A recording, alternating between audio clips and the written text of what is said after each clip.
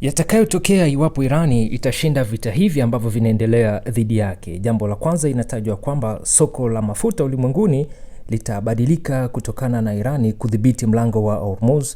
Irani itakuwa na uwezo wa kupandisha na kupunguza bei za mafuta itakavyo kwa maslahi yake. Na jambo la pili, linatajwa kwamba Marekani italazimika kufunga kambi zake zote katika mataifa ya Mashariki ya Kati. Mataifa ya Kiarabu yatalazimika kuondoa wanajeshi wa Marekani wanaopatikana katika ardhi ya mataifa yao kutokana na Irani kuwa tayari ndio mbabe katika ukanda mzima wa Mashariki ya Kati.